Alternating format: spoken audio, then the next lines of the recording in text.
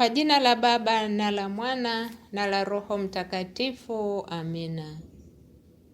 Karibuni ndugu zangu katika kipindi chetu cha katekesi na sala, mafundisho ya imani. Na kauli mbiu, tuwashe moto wa mapendo ili Yesu ajulikane na kupendwa. Ya Mtakatifu Magdalena wa Kanosa, mwanzilishi wa shirika la mapadre, watawa, walei na wasekulari wa mishonari wa upendo wa Kanosa. Jana tumeongea kuhusu utukufu kwa Mungu juu. Leo hii tunaongea juu ya liturujia ya neno.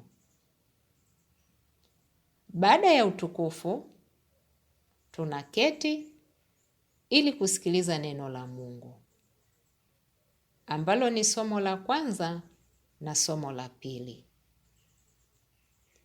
Kuketi huku ni ishara ya heshima, ya kutaka kuwa makini. Tunakaa chini ili kumsikiliza mkuu, Mungu anayetaka kuongea nasi. Lakini Injili inaposomwa, tunasimama. Kusimama huku kunaashiria kwamba kama askari wa Kristo tuko tayari kupokea ujumbe na kwenda kuutangaza. Ndiyo maana mwisho wa misa padre hutuambia na kututuma kwa maneno haya: misa imekwisha, nendeni mkatangaze Injili. Kumbe tunatumwa kwenda kuishi na kuweka katika matendo lile adhimisho tulilosali. Ndiyo maana ni muhimu sana kushiriki meza ya neno kabla ya kushiriki meza ya Ekaristi.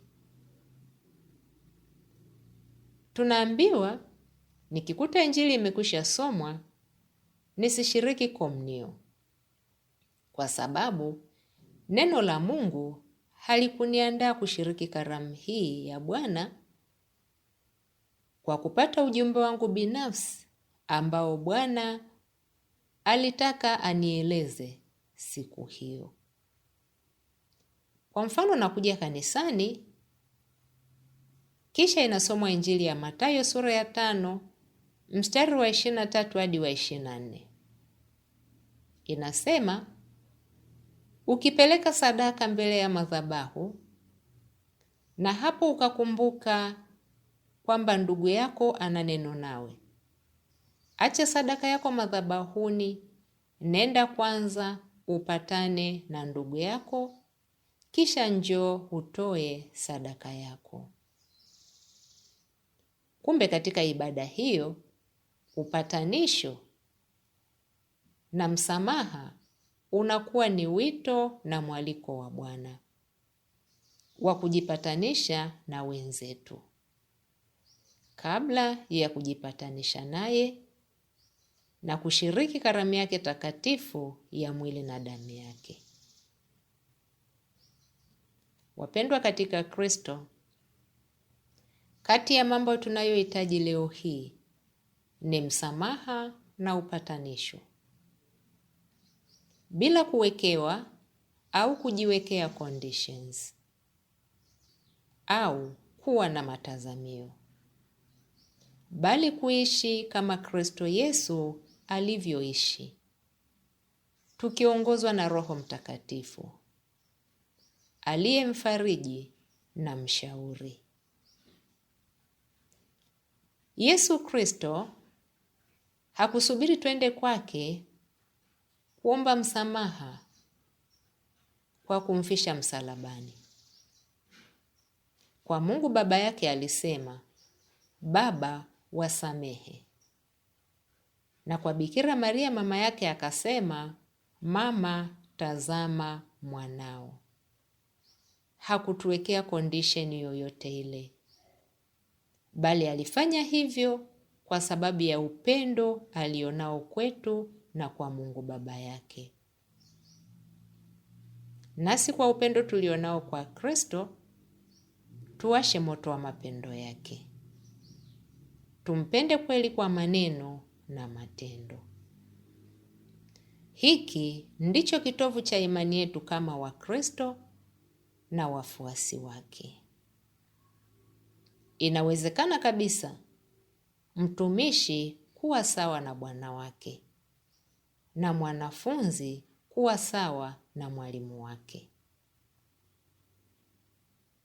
Kwa kufanya hivyo, tunajiwekea mazingira mazuri kabisa ya kupokea neema na baraka za Ekaristi Takatifu, kukua katika neema ya utakaso, kupokea nguvu zaidi ya kutenda mema daima, na uwezo wa kuleta na kujenga umoja kati yetu kama kanisa, kama wabatizwa, wana wa Mungu, kama taifa lake.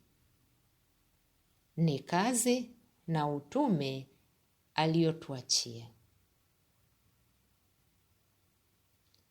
Somo la kwanza na somo la pili kwa kawaida hutoka katika kitabu cha Agano la Kale. Somo la kwanza kwa kawaida hutoka katika kitabu cha Agano la Kale. Somo la pili hutoka katika nyaraka za mitume au katika kitabu cha Matendo ya Mitume. Injili hutoka katika Injili ya Mathayo, Marko, Luka au Yohane.